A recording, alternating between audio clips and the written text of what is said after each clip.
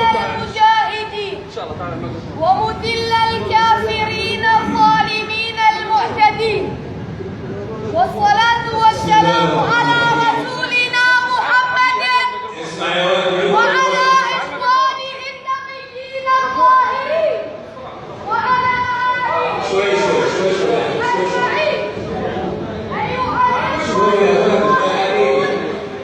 يتعرض بيت المقدس إلى حملة صهيونية شرسة وإلى عدوان يهودي غاشم.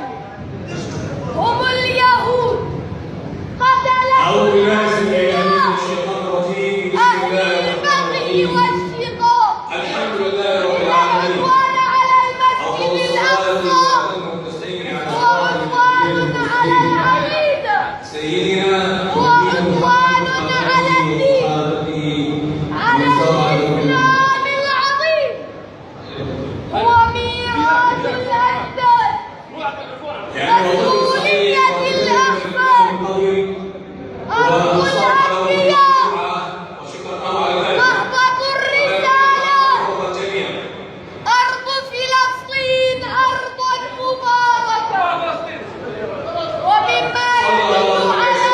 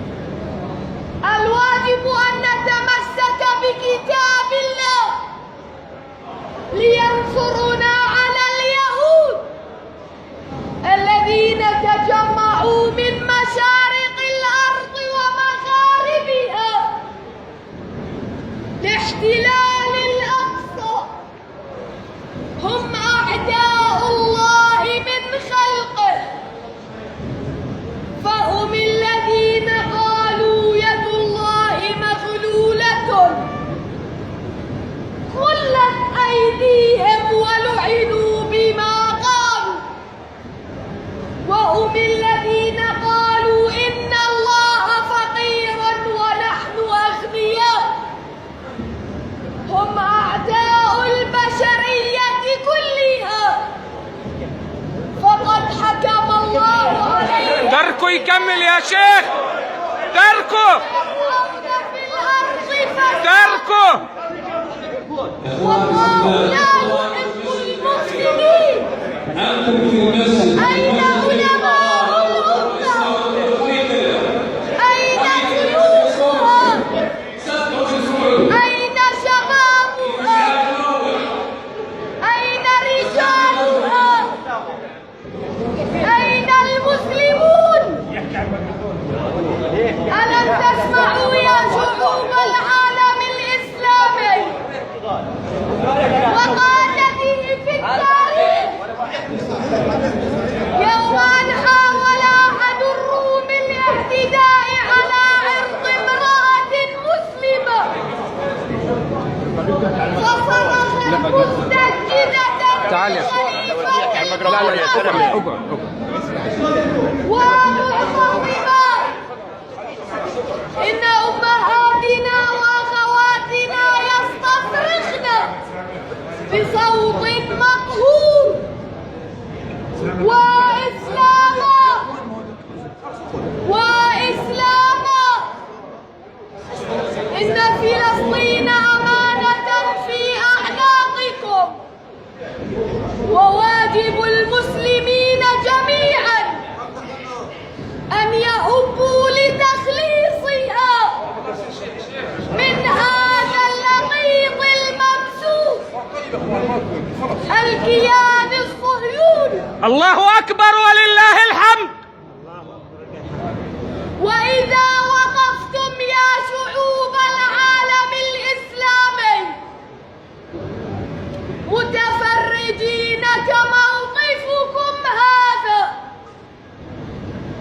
فلسوف يأتي الوقت الذي ستقولون فيه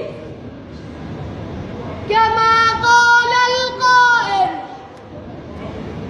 أكلت يوم أكل الثور الأبيض. طبقوا قول الله سبحانه وتعالى: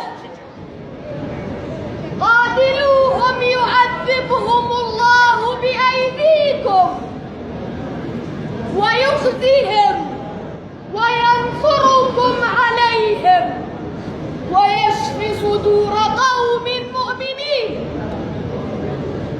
إذا سمحت